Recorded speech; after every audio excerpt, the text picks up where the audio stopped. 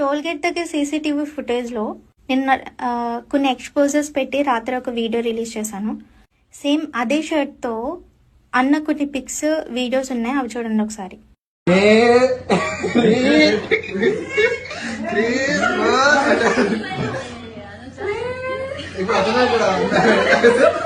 అదే ప్లాన్ తో వచ్చిండు.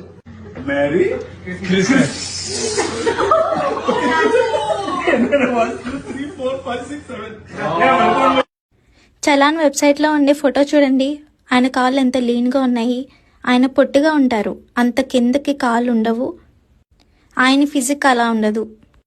ఈ పిక్స్లో ఎంత లూజ్గా ఉంది, ఈ వీడియోస్లో ఎంత లూజ్గా ఉంది షర్ట్.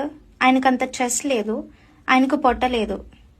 సో డెఫినెట్లీ ఇది ఒక ఫేక్ యాక్సిడెంట్ క్రియేట్ చేశారు చాలా తెలివిగా. వాడెవడో ఖచ్చితంగా ఒక రౌడీ అయి ఉంటాడు. ఆ టీంలో మేబీ ఒక పర్సన్ అయి ఉండొచ్చు. అప్పటికే హెడ్ లైట్ పగిలిపోయింది కాబట్టి డెఫినెట్లీ 11:30 ముందే ఆయన్ని ఖచ్చితంగా దారిలో హైదరాబాద్ నుంచి కొవ్వూరుకు వస్తున్నారంటే దారిలో ఆయన్ని ఖచ్చితంగా అటాక్ చేశారు.